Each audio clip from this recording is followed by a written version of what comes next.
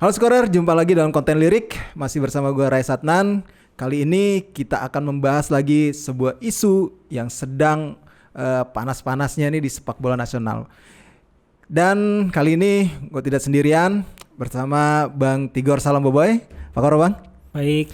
Iya, Bang Tigor Salamboboy ini di sini bertindak sebagai praktisi hukum olahraga. Kenapa dia di sini sebagai praktisi hukum olahraga? Karena yang akan kita bahas di sini adalah soal kasusnya Persipura. Persipura ya, kita tahu lah Persipura akhirnya dikeluarkan juga sanksinya oleh Komdis PSSI kemarin. Akhirnya setelah ini pertandingan 21 Februari dan baru keluar tanggal kemarin lah ya, 8 Maret ya disidangkan gitu ya.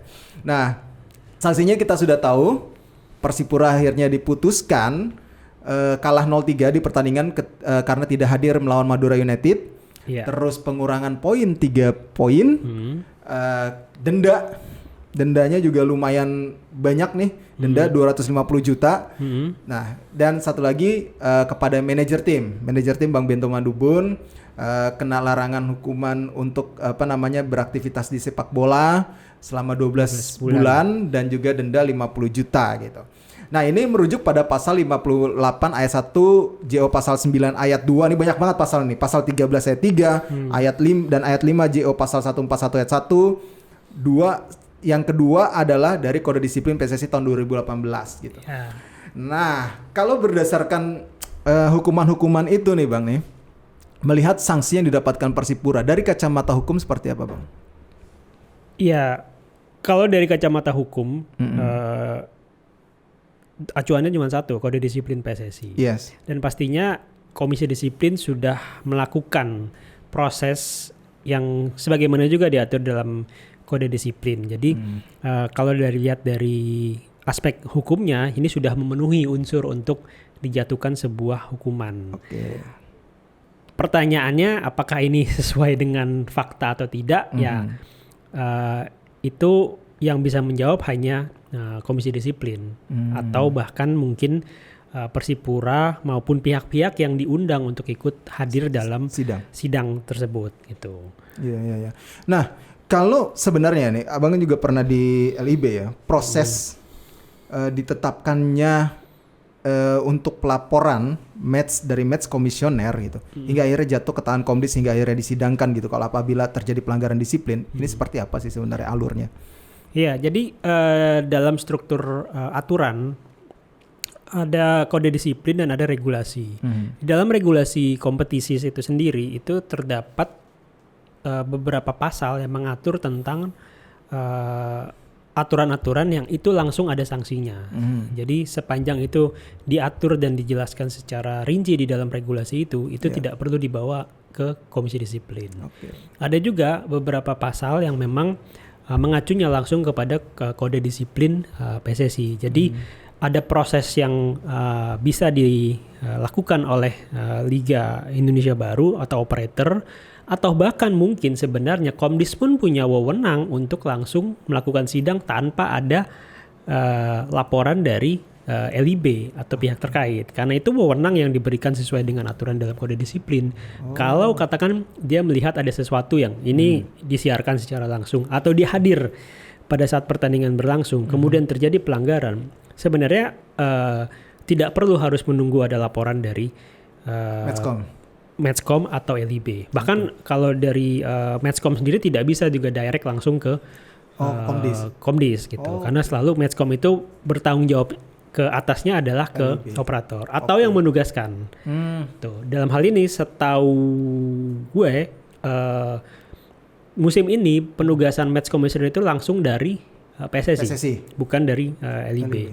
Jadi itu kira-kira konstruksi hukumnya. Kalau memang siapa nih yang bisa berhak melaporkan atau tidak gitu. Komdis sebenarnya punya wewenang. Bahkan ketua umum atau ketua Komdis itu berhak secara sendiri untuk memutuskan perkara-perkara dalam perkara tertentu. Jadi tidak harus menunggu sidang yang dihadiri oleh anggotanya atau memanggil kesaksian, karena memang ada beberapa case yang harus diputus secara cepat. Itu tadi tuh gimana proses alurnya akhirnya bisa sampai ke tangan Komdis ya teman-teman. Tapi kita coba bedah sedikit sini bagaimana di sini kan dipaparin ya. Waktu itu sempat ada dipaparin beberapa fakta-fakta yang menyebabkan akhirnya mungkin ada pertimbangan dari Komdis memutuskan ada pelanggaran disiplin dari Persipura. Tidak hadir, ya memang pelanggaran disiplin pastikan Bang. Itu jelas banget. Tapi kan pasti kalau saya melihatnya ada alasan kuat tentunya Persipura tidak hadir nih di pertandingan tersebut gitu. Apakah memang karena pemain yang terkena COVID-nya juga memang dalam kondisi yang kurang kuotanya gitu dengan sesuai yang ditentukan gitu. Nah ini yang masih jadi pertanyaan juga sebenarnya. Kemarin diskusinya itu sampai mana hingga akhirnya mentok tiba-tiba pertandingan tetap digelar tapi Persipura tetap nggak mau datang gitu. Itu proses negosiasinya itu seperti apa? Mungkin abang dapat background tersendiri dari orang dalam. Karena kita gini teman-teman, kita sudah mencoba menghubungi Bang Bento Madubun juga ya, manajer tim yang juga terkena sanksi gitu. Tapi beliau sampai sejauh ini masih belum bersedia karena masih dalam proses. Karena kan kita tahu Persipura ingin mengajukan banding terhadap putusan-putusan tersebut. Ya kita lihat saja nanti perkembangannya seperti apa. Nanti setelah itu baru mungkin kita akan dapat penjelasan alasan dari Persipura. Tapi kita coba korek dari Bang Tigor yang mungkin dapat info dari orang dalam. Iya, sebenarnya kalau melihat dari apa yang diputuskan oleh Komisi Disiplin, ini ada dua hal yang kontradiktif. Fakta dan pertimbangan hukum kita bicara sebelum ada putusan. Di sini tertulis kalau Persipura tidak hadir tempat pertandingan meskipun sudah dijadwalkan. Serta diperkuat dengan bukti yang cukup untuk menegaskan terjadinya pelanggaran kode disiplin. Itu yang tadi Mas Rai sampaikan. Tapi ada juga fakta lain yang menjadi bahan pertimbangan untuk meringankan. Nah, ini. Kalau dilihat dari struktur hukuman yang diatur dalam kode disiplin, yang meringankan hanya dendanya. Tuh. Tapi poin juga ringan loh Bang. Harusnya 9 poin kalau di kode disiplin ya. Harusnya 9 poin, tapi jadi 3 poin. 2 poin itu yang menjadi meringankan. Sementara yang pertama adalah yang paling penting adalah hukuman sanksi kalahnya itu. Jadi ada sedikit kontradiktif menurut saya. Meringankannya di sini lumayan cukup banyak dan harus kita akui juga ada fakta lain yang menyatakan bahwa LIB sendiri juga dalam status terhukum gitu. Betul. Bahkan kalau kita lihat di dalam putusan yang dikeluarkan kepada LIB itu jelas pelanggaran-pelanggaran atau yang menjadi pertimbangan hukum LIB itu melakukan pelanggaran gitu. Jadi sangat jelas di situ. Sementara di sini ya menurut saya sih mungkin lebih dalam posisi Komdis ini melakukan tugasnya sebagai badan yudisial saja. Adil dalam memutuskan. Jadi yang satu dihukum, yang lain juga dihukum gitu. Secara pekerjaan mereka sudah melakukan pekerjaannya. Tapi ini kan yang jadi pertanyaan dan kita nggak bisa jawab juga. Kita juga nggak bisa berasumsi karena keputusan sudah hadir dan kita harus menghormati apa yang diputuskan oleh Komisi Disiplin. Tapi pertanyaan tadi bahwa ada banyak hal yang sebenarnya meringankan, tapi hukumannya itu juga lumayan berat ya gitu.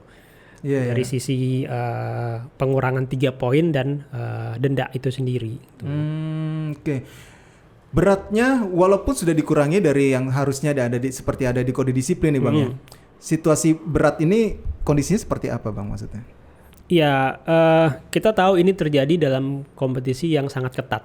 Kebetulan sangat ketat dan posisi Persipura sendiri dalam masa kritis sebenarnya kalau bisa dibilang gitu. Tapi kita juga harus ingat bahwa keputusan ini belum final, belum punya kekuatan hukum yang tetap lah. Jadi masih ada upaya banding yang dilakukan. Kemudian kalaupun misalnya upaya banding itu Persipura merasa masih dirugikan, mereka bisa mengajukan ini ke KAS. Oh, masih bisa sampai ke situ ya? Masih bisa. Jadi statuta PSSI memungkinkan kalau tidak ada badan arbitrase di olahraga dalam hal ini yang mengurusi hal-hal seperti ini, maka itu bisa langsung dibawa ke KAS. Wah, ini yang paling seru dulu kita sering dengar KAS ini nih. Code of Arbitration of Sport ya. Ya, Badan Arbitrase Olahraga. Gue sempat membaca ada beberapa jurisprudensi yang menyatakan tentang itu. Jadi ada keputusan dari Komite Disiplin FIFA dan AFC kalau nggak salah pada saat itu, kemudian di-appeal oleh Qatar dan Irak pada saat itu di kualifikasi Piala Asia kalau nggak salah, dan itu case-nya dibawa ke KAS walaupun akhirnya tetap kalah. Ya, yang dimenangkan adalah FIFA dan AFC pada saat itu. Akan menjadi menarik gitu, dan yang membuat jadi menarik adalah sampai hari ini tidak ada pengurangan poin yang langsung dieksekusi. Keputusan Komisi Disiplin itu sebenarnya tidak menunda keputusannya, atau kalau ada proses banding, tidak menunda keputusan Komisi Disiplin yang sifatnya pembayaran denda. Jadi dendanya dibayarin, tapi untuk yang lain ini tetap harus menunggu keputusan Komisi Banding. Ya, itu ada di Kode Disiplin. Tapi kalau bayar denda tapi nanti tiba-tiba dendanya itu resiko, itu sudah resiko. Itu sudah resiko. Tapi kan ada pengurangan poin itu kan berpengaruh ke klasemen. Ke klasemen, benar. Nah, ini udah langsung nih Bang. Di klasemen resmi udah langsung pengurangan. Itu yang sebenarnya tidak. Bagaimana kalau keputusan Komisi Bandingnya menolak keputusan Komisi Disiplin? Itu ribet lagi tuh. Ya.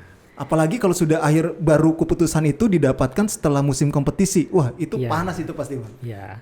Tapi fakta hukumnya memang kita harus hormati juga hal yang itu menjadi haknya Persipura ya sebagai klub yang saat ini terhukum lah katakan. Ini yang seru nih. Bakal kalau misalkan bandingnya tidak sesuai harapan, paling enggak nih Bang, kalau mereka banding dari perkiraan ataupun hitung-hitungan hukum lah gitu dari banding ini, hukuman apa saja yang bisa diperingan ataupun bisa dihilangkan dari keputusan Komdis? Ya, keputusan banding hanya 2 kan, menguatkan dan meringankan gitu. Dan yang harus juga dicatat, tidak ada pertemuan tatap muka dalam komite banding. Jadi yang disampaikan adalah memori banding. Jadi sama dengan sistem hukum di kita di peradilan umum, itu kan kalau ada banding ke pengadilan tinggi nggak ada bersidang, tapi cukup disampaikan memori banding. Lewat tulisan ya? Ya. Gitu. Berarti udah nggak seperti sidang Komdis itu lagi ya? Harus dipanggil satu-satu gitu. Jadi dikasih memorinya aja gitu. Kasih memori. Iya. Dan ini masih punya waktu. Jadi ada 2 juga untuk mengajukan banding. Jadi begitu didapat keputusannya, itu dikasih waktu 3 hari untuk hanya menyatakan banding. Kemudian dari waktu itu dikasih waktu lagi 7 hari untuk menyampaikan apa yang menjadi pokok-pokok pertimbangan bandingnya gitu. Wah, ini 7 hari 10 hari. Sementara kompetisi tinggal 4 pekan lagi lah, 4 pertandingan lagi bagi Persipura gitu. Sampai akhir bulan ini. Kalau sampai ke CAS itu kan bisa sampai bulan-bulanan, Bang. Ya, CAS itu biasanya juga mungkin nggak terlalu lama. Berapa? Ya, paling 1-2 bulan paling lama itu. 1-2 bulan nunggu. Kalau misalnya akhir musim kompetisi repot ini. Ya, tapi ini konsekuensi dari tadi begitu ada case yang dibawa ke Komisi Disiplin, kemudian Komisi Banding, kemudian tidak puas, itu jalurnya memang bisa ke KAS. Karena tadi kita nggak punya Badan Arbitrase Olahraga yang ini PSSI. Saya nggak tahu apakah kalau Bauri sama Baki. Nah itu juga. Apakah mungkin itu terafiliasi juga dengan PSSI? Yang PSSI punya kan saat ini hanya NDRC, tapi itu pun hanya terhadap sengketa pemain, pelatih dan klub gitu. Oh iya ini dia nih, seru nih kalau sampai misalnya nanti sampai ke level itu benar-benar ya pasti akan diperjuangin lah sama Persipura kalau saya yakin sih. Karena kan posisinya sekarang Persipura di zona degradasi. Tadi baru pertandingan hari Kamis ini ada seri pula. Baru dapat berapa poin? 24 poin, butuh ya maksimal lah di mereka dari zona degradasi ini untuk lolos dari zona degradasi ini. Pastinya Persipura bakal fight sih ngelihatnya. Kalau Bang Tigor bisa nggak ada celah nggak ini di yang pengurangan poinnya lah paling nggak itu dihilangkan? Ya silakan. Kalau kalah mungkin ya. Silakan berargumen dari sisi fakta-fakta hukum yang ada kan. Gitu. Kalau kemarin mungkin Komdis juga melihat ya fakta hukum, kemudian memanggil semua saksi dan pembuktian itu ya belum cukup untuk membuktikan bahwa Persipura ini sebenarnya gini. Yang menjadi penekanan tim itu tidak hadir ke dalam sebuah pertandingan itu kan karena alasan yang jelas kan gitu. Dan kalau saya melihatnya ini alasan yang cukup jelas, apalagi di situ disebutkan juga fakta bahwa tidak ada niatan sebenarnya untuk tidak datang ke tempat pertandingan. Karena case ini juga terjadi dan mungkin juga bisa terjadi di klub atau pertandingan yang lain selama Liga 1 ini berjalan dengan kondisi di mana pandemi ini masih berlangsung. Karena siapa yang menjamin setelah PCR di H-1 yang hasilnya keluar di pagi hari sebelum pertandingan dalam periode sampai ke stadion itu tidak ada pemain yang terkontaminasi katakan. Dan itu bisa dibuktikan oleh Persipura kan dalam putusan yang kita baca itu, dan dalam beberapa kesempatan yang juga kita baca artikelnya memang ada indikasi ada satu pemain yang reaktif kemudian meminta LIB untuk melakukan tes yang harusnya itu langsung diputuskan oleh LIB untuk melakukan rapat darurat. Tapi itu tidak dilakukan. Itu kan tertulis sebenarnya di dalam benar. Mungkin itu juga yang menjadi dasar kenapa LIB pada akhirnya juga terhukum gitu. Tapi kan LIB dalam hal ini ya namanya operator, hukumannya paling berat ya apa? Denda kan. Tidak ada hukuman you nggak bisa untuk mengelola kompetisi di tahun berikutnya kan, tidak seperti itu. Benar. Dan ada satu lagi yang juga sedikit menggelitik buat gue adalah ada status pemain yang sebenarnya tidak bisa dimainkan karena akumulasi kartu. Ada kelemahan dari aturan LIB tentang 13 dan 14 pemain itu karena mereka menyamakan semuanya. Betul. Mau cedera, mau akumulasi kartu itu selama itu tidak terkena statusnya tidak terkonfirmasi positif COVID, maka itu termasuk dalam pemain yang bisa main ready gitu. Itu memang itu salah satu kelemahan sih kalau yang saya lihat memang Bang. Yang lihat memang kayak gitu. Maksudnya pemain cedera kan klub belum tentu siap. Misalnya ada pemain langsung didatengin dalam waktu pagi datang sore langsung main kan nggak bisa juga gitu. Jadi sebenarnya pertanyaan nih buat LIB. Referensinya, gue tahu itu referensinya dari mana. Kenapa itu dirubah? Itu aja. Iya. Referensinya dari mana Bang? AFC aja ada special rules untuk kondisi COVID dalam sebuah turnamen atau pertandingan. Dan itu memang ada kalimatnya kalau diterjemahkan ya sama dengan yang ada di regulasi itu.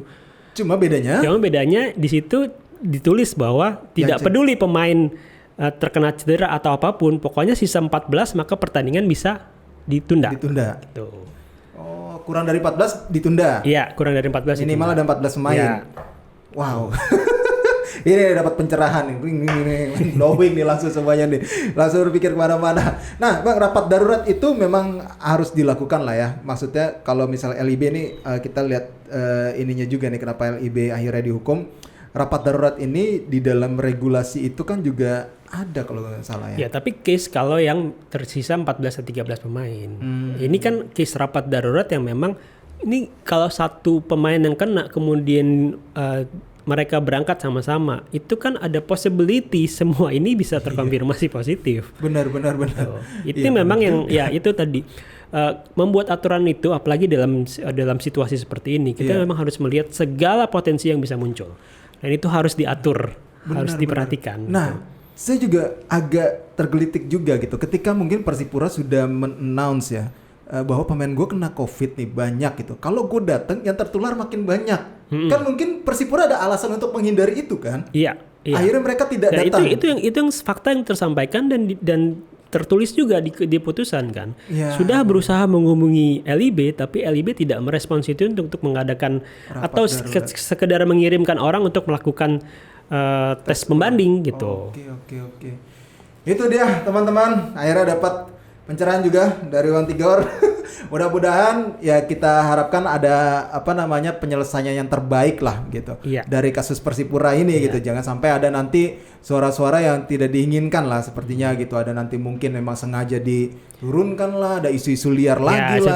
Gue pikir juga itu juga kita kan tahu apa yang dialami Persipura saat ini dari sisi pertandingannya kita udah tahu bahwa memang poin mereka memang jauh di bawah. Dan itu bukan karena masalah ini kemudian tiba-tiba harus ada isu bahwa ini Persipura mau disingkirkan dan segala macam. Kita harus memisahkan itu. Benar. Ada sporting aspek yang memang mereka sudah jalani sepanjang kompetisi itu sendiri dan aspek yang ini gitu. Jadi kalau mau disambung-sambungin saya mikir nggak nyambung. Yang menarik adalah ini akan jadi satu jurisprudensi baru mungkin. Benar. Jadi temuan hukum baru dalam kompetisi kita yang mungkin ini bisa diantisipasi oleh operator atau federasi untuk membuat regulasi yang lebih ketat dan lebih menguasai untuk ini semua.